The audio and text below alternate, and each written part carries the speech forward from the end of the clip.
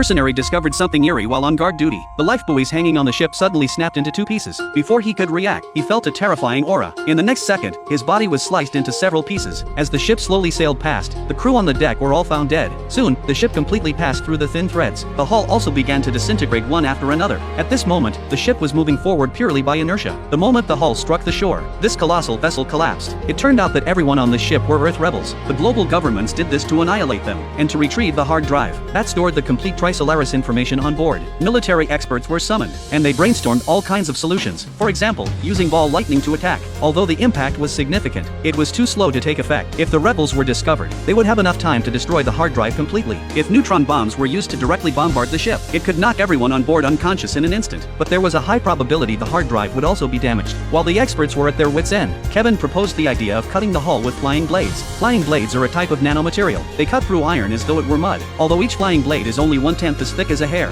they are incredibly durable. However, the flying blades had a fatal flaw. If the rebels happened to be asleep, they might avoid the blades slicing altogether. Therefore, the attack could not be carried out at night. It had to be done during the day. No matter if they were walking or crouching, the people on the ship would be at least 50 centimeters tall. This way, the enemy could be hit with 100% certainty. To prevent accidental harm to innocent ships, a segment of ordinary steel wire was tied to each blade, with a heavy steel ball hanging at the end. When other ships passed by, the steel ball could be dropped to the riverbed, and the flying blades would sink into the water together. As the last civilian ship left the waterway, dozens of flying blades were neatly pulled up. Soon, the enemy's giant ship slowly sailed towards the blades. It was the target of this operation, the Doomsday. It was also the ETO base of the Earth rebels. The captain seemed to sense the danger ahead, but neither radar nor his eyes revealed anything unusual. He chewed a piece of gum, thinking he was just overreacting. Unbeknownst to him, they were already in a countdown to death. The flying blades were silent and unnoticed. No one detected the danger. Only the heavy steel hull sparked when it was cut through. Then came the scene at the beginning. The rebels on board fell one after another. They were all sliced to pieces by the blades. The ETO leader, Evans, was unaware of it all. The suddenly fractured mural caught his attention. Before he could react, his shirt split into two halves. Looking down, he saw a neat cut at his waist. It was the mark of the nanoblade's deadly kiss. Knowing survival was impossible, Evans instinctively tried to destroy the Trisolaris data, but in the next second, his body was split in two. In just a few minutes, the giant ship completely disintegrated, collapsing toward the shore like a stack of plates. The ark carrying Trisolaris information instantly turned into a scrapyard of wreckage. This marked humanity's first victory against Trisolaran civilization.